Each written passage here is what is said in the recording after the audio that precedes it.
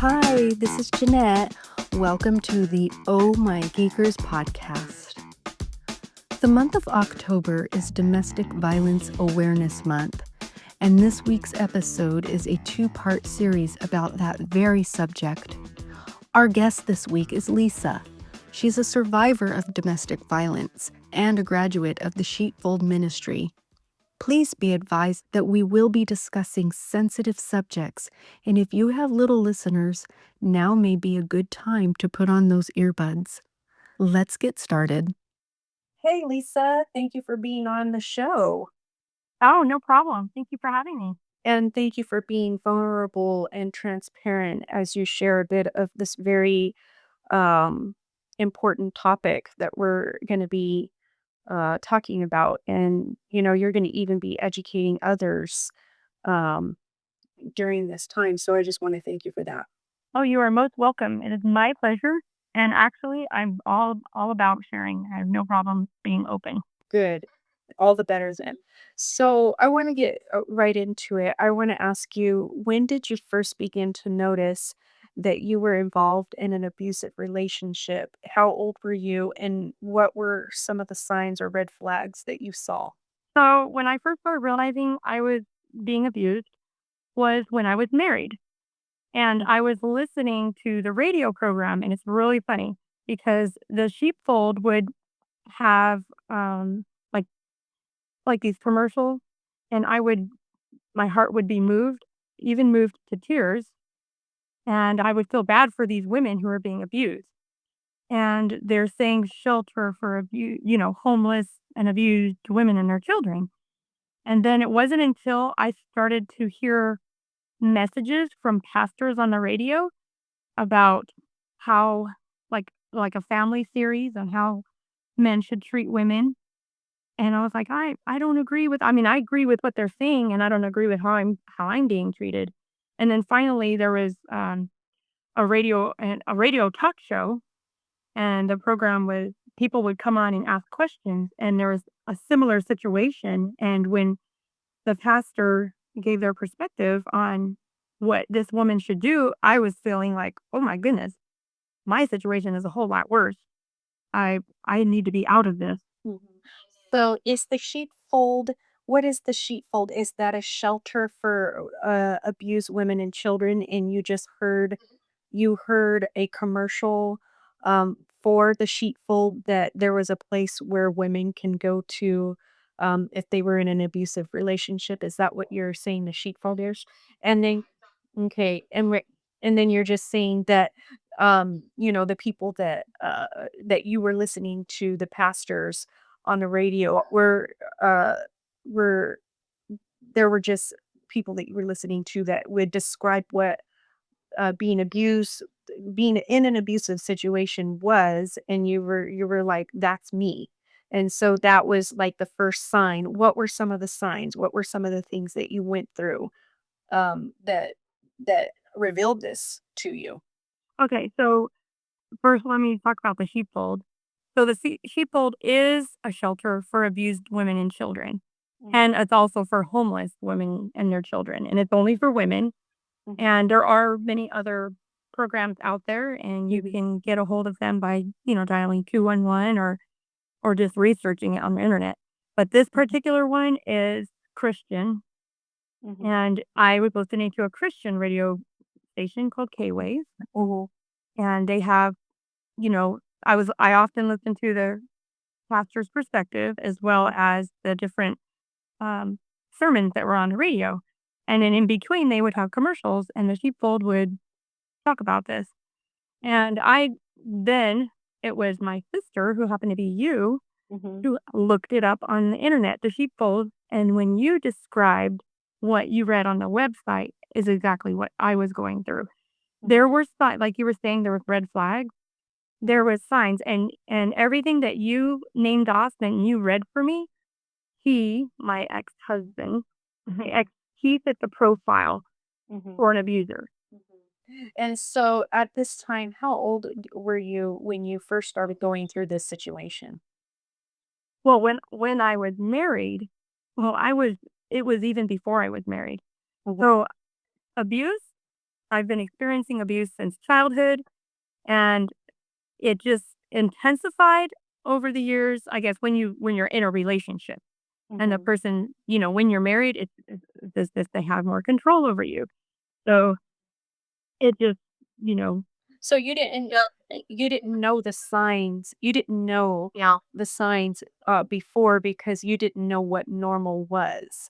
And so you're saying that, as a young person, you were entering into a relationship um, that you felt was normal. And then it wasn't until, you were listening to these Christian programs where you realized, wow, I'm in an abusive relationship. And so, one of the things that I remember that were with you, one of the red flags was is that you were not allowed to talk to your family. And I do remember um calling you one time and your ex had ripped out the telephone cord and said, "You're not allowed to talk to your sister." Um, some of the red flags is that well, I think one of the very first things that people experience is that your abuser isolates you from your friends and family that you've always known, and they take you away from everyone you've ever known, and they deceive you into thinking that they're all bad and they're all against you and and that you will be better off having this, life of adventure with this person. And then the moment, you begin that life, you realize that you're kind of trapped. And there's a lot of emotional things that go along with feeling trapped and not in a prison, and as though you got yourself into this, now there's no way out, and especially because you're already emotionally connected to this someone and you feel that they are, the end all be all, and until you feel yeah, you would probably be able to explain it better, some of the other warning signs, and then I just for our listeners, I know you were telling me the other day that oftentimes, if a woman is in a situation, an abusive situation, she can't always even do the research or even educate herself on the fact that she's even in an abusive situation, and she could even be getting the wrong counsel from friends or well-meaning, counselors. And I know that had happened to you where people didn't see it right away. They didn't see, uh, what you were going through because sometimes as Christians, we may feel, well, you married this person, and so, you have to stay married to them because in the Bible it says, Jesus said, "I hate marriage," or I sorry, "I hate, divorce." And so you feel it's my obligation to keep this marriage together as much as possible, but behind closed doors, there were things that were happening to you that were illegal, and I think that was a problem that you were having. You were trying to seek help. It was like you were screaming for help, but there was no one to rescue you until your God story comes along. But during that situation that you were in, what were some of the things that you felt were abusive to you? okay, so I just want to kind of get a little clue into why, just real quick. Okay. Mhm. Sure. So when I grew up, I was the youngest in the family, Mhm. and my nature and my, um, what is it called? My temperament is a lot different. And so being a baby or whatever, and being in a family where there's a lot of dysfunction, I developed a, um, it's called like a survival skill. My survival skill was compliance. And Mhm. then I would like to, run away and hide and those sort of things. And those things stay with you as Mhm. you're going through life. And those are your coping methods. But Mhm. when you older, your father is giving you the example, which I call that example. I never heard of this before, but maybe someone else can relate. And I call it gang mentality because when you're with someone, They call the shots all the time. Mhm. When and no one can mess with you, and they're very protective of you. That would But be the when you dominant yeah, personality. yeah. When you cross them, though, that's when the problem occur. So you can't say anything, you can't defend yourself. You don't really have a say Okay. so, and you don't build up your own ways of thinking and Mhm. confidence and those sort of things. So it was very simple for me to kind of fall into a relationship where I Mhm. had to be dependent on other people. Yeah. And so, when it's like time to be out on your own, I'm looking for love and I'm looking for a relationship and I want someone to protect me, but A it was all protector. in an unhealthy Yeah. and twisted way. They take advantage of a person that is the weaker. They Correct. take advantage of somebody who doesn't it has more of um a pacifist attitude and not I mean that's the typical norm. It could you can have a very abrasive um relationship with someone that's dominant and that dominant person can still be in an abusive relationship and it just kind of becomes very reciprocal, but in your situation you're saying you were already coming out of your personality was more sheepish, more timid, of a pacifist. You was very kind-hearted and you look to see the best I'm in loyal. I was yeah. pretty loyal. Like, Yeah. I mean, leaving somebody was like not, it's somebody you're dedicated. And I know, I think this Dr. Smalley said there's another different personality type. Like we got the otter over here that's fun. And then we have the lion who is dominating and they like to be the leaders. And then I think there was a couple other, the other one was, You're like I was the the loyal. golden retriever. I was like Okay. the one who is you can depend upon me. And Mhm. yeah, yeah. Yeah. So, yeah, very loyal. So what did you so being the loyalist, you would pretty much do anything anyone says, and that's if someone already has abusive tendencies, they're gonna take advantage of that right away. And And there's you'll what we're coming something also, not to cut you off, but there's something that people need to know, and it is psychological, and I know a lot of people don't like that word psychology, but it really is of the mind and these learned behaviors yeah. that people have studied. So this Yeah. they have this Yeah, and there right is like to it. sorry, there is this like this back and forth. It's like an attraction, or they call it like a dance, Mhm. where these people are attracted to vulnerable Mhm. others. Mhm. And so if and you kind of display that in how you speak, how you talk, how you respond, how you make decisions. And it's like a lot of times making decisions is difficult for me. And so when another person comes along and they are making decisions for you, it seems natural when Mhm. you're actually, I should be making my own decisions. I don't need someone to tell me how I need to dress, where I need to go. And that's pretty much what happened. Mhm. You meet someone, they're nice, they're funny, and then they seem like they're helping Okay. you, but Yeah. it turns into control to the point Yeah. where you don't even have a say so. Yeah, and and before you know it, you think it's normal because the relationship yeah, you've allowed it for so long. So some of the controlling aspects of an abuser would probably be like, "Where are you going?" You know, and They need to know where you are at all times, mhm, and even to the point where they punish you in certain ways mhm, if you didn't meet their requirements, if you didn't mhm, meet their expectations. Their expectations of you are so uh, detailed.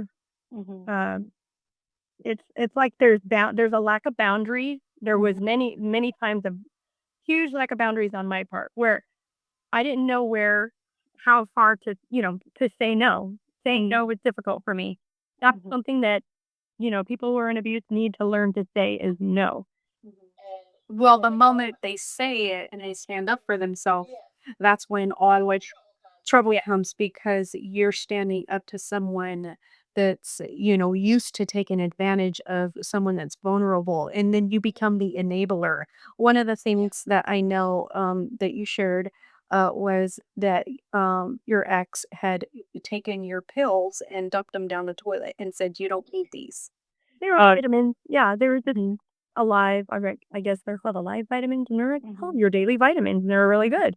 Mhm. And he just took them, and I mean, that was part of my declaration. One of the things I put, which I wanted to mention, Mhm. is that the Bible does say, "Love one another and forgive one another," Mhm. and it also says, 76:7. yeah, and don't hold any wrong, don't, no hold no Mhm. record of wrong. Mhm. Well, when you're in the court of law, you need to kinda know what happened to you, when it happened, what time it happened, the details on how they did it. And I would forget, and I still forget, like, even to this day, like, I just my memory's not as good. And when you're put on the spot, a lot of Oh, times yeah. you just like, everything just goes You blank. You freeze. feel like you're Yeah. under so much pressure, Mhm. and so when someone has to be in your life who knows about what's going on, and they have to be so trustworthy to not share with Mhm. the abuser. Mhm. Because if you share that with the abuser, guess what? Now you're in trouble. Then there's gonna be a consequence. Here's another thing. You were saying that when you were in an abusive relationship, you needed to get out, and you had been journaling everything that had been going on, and so therefore you needed proof that you were being abused because there are women out there that will just say, "I want a divorce." I'll just use abuse as the ticket out, and they don't always get that ticket because they don't have the the evidence that they've been being used. So it's really important if they can carefully document what is going on. And I do believe that you were telling me the other day that um, some women aren't even allowed to get on the internet, and they're not even able to research or educate themselves. And They that don't was have my case. Yeah, I wasn't so I wasn't yeah, even tell me a allowed little bit to about use the that. computer. And Okay. I didn't have computer expertise, Mhm. computer knowledge, Mhm. and so trying to get on the computer, there was just a password, and I didn't Mhm. know the password, and Mhm. then there was even a little note saying some vulgar, things to me, Mhm. and I was like, "Oh, wow." This and it was pretty scary, and nowadays, I can only imagine it's even more scary because there's so much technology out there that Mhm. that, They can they track happen you. to know Mhm. when your phone is on, when it's Yeah. off, where you're going, Right. Mhm. and, that's why I believe when you get into sheepfold, because the use of technology is so, you know, prevalent now, um, it's harder. Back then, it was easier. You just had to pretty much get rid of everything because this person had their way of finding you. And Mhm. by the way, that's the most dangerous time, and the most murders occur is when she decides to leave. Yeah. In small cases, he. So she cannot just up and leave because if she does, she could possibly lose her children through the process. She could possibly lose her life through the process. And so one of the things is that it's almost like a sting operation where you're like escaping from Alcatraz or something like that because your life is in danger because of the control that they have over you, and in your case, you didn't have, the ability to get on the internet. You didn't have family or friends that you could connect to because you weren't allowed, you didn't have the resources because you didn't have a job. You weren't even allowed to have a job. And actually, I had to hide. I had to hide the telephone, whatever that was. Back then, they used to send it to you in the mail, all the phone calls that you made, the bill, and Oh, then it would uh-huh. have a record of all the phone calls you made. I Mhm. had to hide that, Mhm. and I would use it to pay my bills, and I would go through it and find out what phone calls I made and what phone Mhm. calls he had made, Mhm. and I just, that was my job. It was take care of the home, Mhm. the house manager. But I had to hide it because I was talking to you over the phone, and Mhm. he didn't want me talking to you. He had to know who I was talking to, how long I was talking to them, and what was being said. Mhm. So if it was, and then he would be like an interrogator to find Mhm. out what you and I were talking about, Mhm. and I had to lie. I had to Mhm. say nothing. we're just talking about girl stuff or whatever. Mhm. And, Mhm. but it's and then now, I mean, it's so scary. You don't even know if someone recording you or Mhm. Yeah. The fact that, we didn't have cell phones that we carried around. I'm like, and, one of the things is that when you went to counseling at church, unfortunately, they didn't see it for what it was because what abusers do is they get in front of people and they're very, very, different than when how they are behind closed doors. yeah. What are some of the dangers that we can get ourselves into if we're in an abusive relationship? I know we talked about how, um, you could be liable or even your very own children can be taken from you if you're not careful, in relating to an abuser. Okay. So when you are okay, so I was just when you mentioned that having your children taken away from you, Mhm, that is critical. And when you have children with an abuser, those children belong to them as well. mhm, And that's a scary situation because not only are they are also being abused because of their being exposed to the abuse. They don't have to be smacked around or directly at anything. you. Yeah, directly.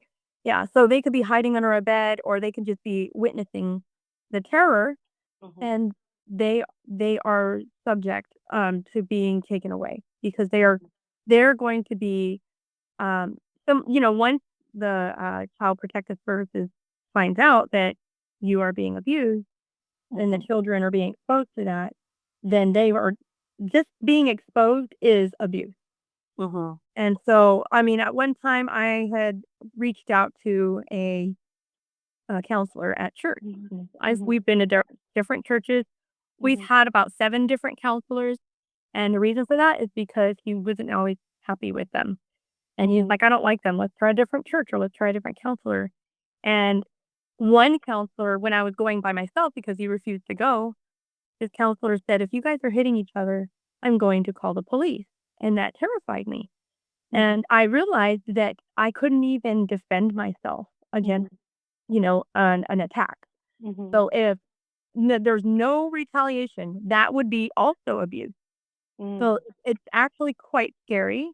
And mhm. I learned a lot that I was actually going to be held accountable for my words and my reactions. Whoa, wow. Yeah, and even as when you're younger and you're being exposed, like when we were kids, where things were being thrown around the house, and we kind of develop that screaming Mhm, mentality, and you can't pull that off in a home with an abuser, and then have mhm, and then the police, if there's a police report or a child protective services gets involved, guess what? You lose those children. So mhm, even if you didn't mean any harm, mhm. so say You're just at simply one point defending. that person is provoking you to wrath Yeah, right. and they're trying to poke at you, throw Mhm, things at you, take mhm, things away from you and rip them up or throw them in the trash, mhm, and you go to try to get it back from them, mhm, or you try to wrestle with them and then you get mhm, hurt in the process and they get hurt in the process, guess what? There's a big battle going on and you are responsible for the things that you did. And that person, the abuser, is going to use that against you. So in a sense, you can't even do anything. All you can do is document and make sure that you have like a support system, a huge support system, mhm. somebody who could even be a witness. And you have to hide your documents too. You have to hide Oh, hide your documents. everything you have to hide. Mhm, And if mhm, yeah, writing anything down, you can't let them find it because if they mhm, find it, it could be um yeah, it could be hazardous to your health. I mean, safety. It could be yeah, even life threatening. life-threatening. Well, talk a little bit about gaslighting. What is gaslighting? Okay, I'm still learning about gaslighting. I actually, it it's like there's so much involved with gaslighting. What would be the general, right, the basic. 'Cause Mhm, I'm gonna tell you the truth. I've been free from domestic violence since 2008, and it's already 2020, and mhm, I just barely learned about gaslighting, like, within a year. mhm. And I believe, like, I'm gonna try to do the best I can. Okay. What I'm learning with and that's a lot of Did you go through a situation where you felt with your ex? Did you go through a situation where you felt you were being gaslighted, where you felt that you know, he was telling you over and over and over something and you thought you were going crazy and Right. and then it turned yeah, that's a really difficult one for me. Just yeah, they just kind of twist things, or they'll use manipulation, Mhm. or they'll use just little tactics to help Mm, stir things up. mm. To make Yeah, I you mean, feel like you're I the just look at person. gaslighting as like putting fuel on the fire, but they do it so prestigiously. Some of them are wizards at it, or they're just like professionals. Yeah. They're very highly skilled. Like my ex, he was let dumb. He was Mm-mm. very clever. He was Mm. smart. He was really well knowledgeable in computers and And he was supposedly a Christian on top of that. right, right. Mm, So, oh man, that's a whole new story. But I mean, he was really good at manipulating and making me seem like I'm the problem. yeah, I believe So that. yeah, and then he had me convinced so that I was getting help. I'm looking for counsel. Yes, and that's yeah, you were you're the wife that's, and this is the danger and in the Christian realm is, you're the unsubmissive wife. You're the one that's not following my direction. You're the crazy one. And I know you had mentioned that even he was even getting the kids to say, oh, look at mommy. She's crazy. She's not good. And you just start to believe it and you start to think, "Wow, am I really that crazy?" Or he drove me crazy. Like he would do things to drive me mad and then say, "Look at Steve, look at you." Mhm, Yeah, that would be I would say that would be I'll give you one example. mhm, And and it was ignoring. mhm. When you ignore someone, that is a form of punishment. Oh, Wow. it's the silent treatment. The silent treatment, you're like, I am so, this is not just mad, I need to go cool off. This Mhm, is someone who doesn't tell you or communicate with you, and then they won't look at you. And then when you do try to communicate with them in a ridiculous and like when you're practically on your knees begging for help, then they like say you're crazy. then they flip you off. Mhm. Yeah, they make you feel like you're crazy while you're just begging for someone to just communicate to you, and then they're like, "See, you're crazy." When I couldn't even ask him, did you I went to church, I came back, were their did you change their diapers? And then I would get flipped off. And then I would go check their diapers and then the you know, the poop or whatever. I mean, I can say poop. Mhm. That's I mean, well, I they call it toddler tummy. If you look up toddler tummy, you're gonna know what I'm talking about. But the rash and the burn from you know, the acid from the poop was so bad on their bottom. Mhm. And then he wanted me to clean it up. You clean it up Mhm. because he didn't want to clean them up. And then I had to not only get all that dry stuff off and then heal their little rashes, give them a little bath. And then when I tried to throw the, you know, pajamas away, then he had retaliation. You're not throwing those away. Why are you throwing those away? Wash them out. I said, no, they're bad. And it became a huge battle. And I was like, this is like, you cannot reason with me. Every little thing becomes a battle.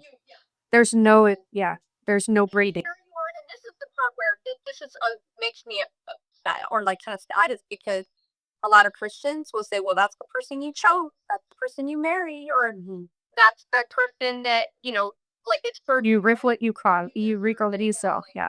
like now you're gonna face the consequences of the choices that you have made. Mhm. And this is a huge problem in the Christian realm is because there there is like those things can be corrected and those things are not those poor choices that they make are illegal in my opinion. They're absolutely wrong and they should not be done at all. Like so that it's basically it's their choice. And it's not a good choice and it's a wrong choice. And the choices that they're making doesn't matter how they were brought up, doesn't matter how, they were raised. It had an effect on them, but it's still wrong. If someone murders someone because they wouldn't shut up, in my case, I wouldn't shut up. That's what he told me. You wake up. So I mean, so basically, they don't. you know, they can't press charges or they can't go to jail for murdering me or attempting to murder me.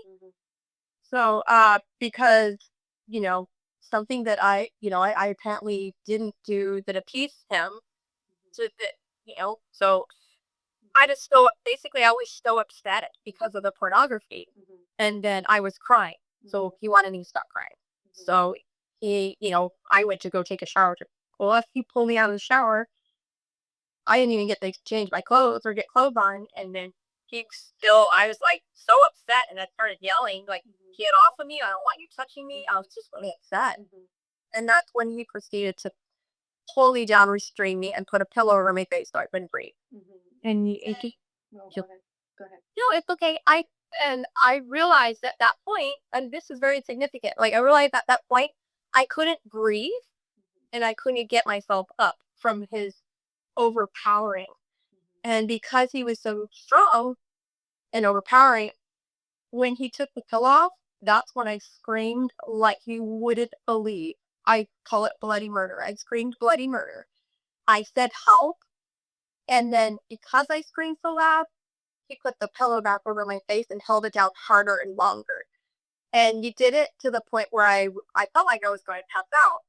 But then he knew that. He took the pillow off again and said, "Are you going to shut up?" And I was like, I'm going to die unless someone comes and helps me now. So I screamed again louder. And, and then someone called the police. Well, by that time when they came, he had already repented, so called repented, apologized, and just was so sorry and was crying. He had tears in his eyes. What did I do? Why am I doing this? And here's the problem. They call it, I think on one of the sheepfold videos I watched was like they call it glazing over. They could be choking you to death, and they don't realize. Oh, I've killed her. What? Oh, Yeah. oh, what have I done? I didn't mean to do this. But they are so angry to the point where they are so dominating to the point, or they're so mad at you to the point where they're just like, you are not going to win this power struggle. And that's where I learned that I would never win against this man, no matter how hard I tried, how hard I pleaded, how hard I looked him back. I tried everything. I tried arguing. I tried practically worshiping, like, I gave you books.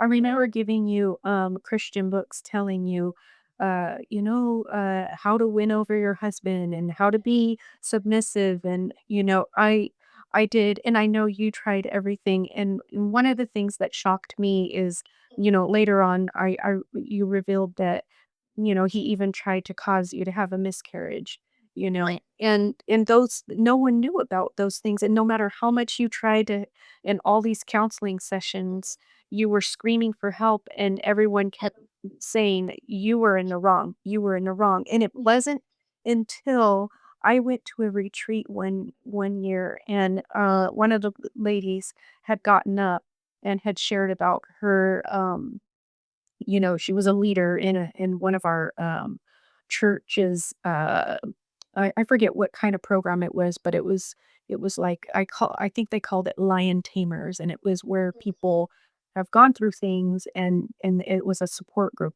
so to speak. And this lady had gotten up and she had shared her story about being in an abusive relationship. And after that, I sought her out, and I found her, and I said, I'm not trying to be, divisive in the church, and I'm not trying to, put anybody down for counseling, but my sister is in an abusive relationship, and she's gotten counseling from like all these different churches and all these different counselors, and she is fearing for her life. What should she stay? She wants to get out. And the lady said, "Get out now."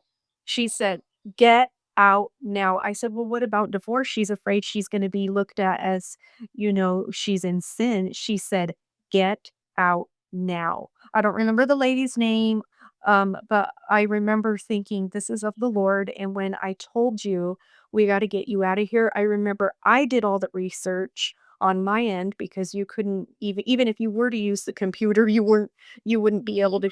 I mean, you would be found out. But I did all the research on my end, and we had to take a chance, and we had to come up with a plan. And one of the plans was you had to get out when he was away from home, and we had to make sure that you were had everything that you wanted. So I think you took note on what you were going to take. It wasn't a whole lot that you could take. You were definitely fleeing, like as though there was a fire that you were fleeing from. And we had to actually set up how to get you out. Yeah, that was called an escape plan. But you had to be willing. You had to be willing. And yeah, that was the part that's the hard part for a lot of women is that they could be terrified to get out, or they could just believe that there is still hope for this man, that one day he'll change. Right. And they have to put that away for good. And they have to, for the benefit of yourself and for that man, because he has to realize that he is, you know, that he needs help away because you're almost the idol in his life. And so, I remember when, when when we had to go get you, it was so hard for you because you were leaving. I know you felt like, wow, this is the father of my children. I know he's going to be devastated, but at the same time, and you had still had to leave a lot of things that you were connected to. I know when you're going through an abusive situation, sometimes you connect with the things that you have. Uh, because that's the only part of that you can thing that you can control in your life. And so you had to flee. And once you fled, I remember when the boys came into the house, one was only one and the other one was 2 years old, and the look in their eyes was so innocent and big blue beautiful eyes, and I just remember just breaking down and crying and thinking like, "Wow, these innocent children, they don't deserve they don't deserve this." And so I was happy that you were finally away from there. And then right away, we had to take you far away from even us. And for I think 7 years, we weren't even allowed to visit you because in the sheepfold, they take you to an undisclosed location. And I will say that was the most beautiful time to know that you had the support you needed, and it was a God thing. It was a God thing. Thank you for joining us on this week's episode of the Oh My Geekers podcast. Next week, we will finish part 2 on the subject of domestic violence with Lisa. Don't forget to subscribe, and would you mind leaving a friendly review? We would really appreciate it. Have a great week.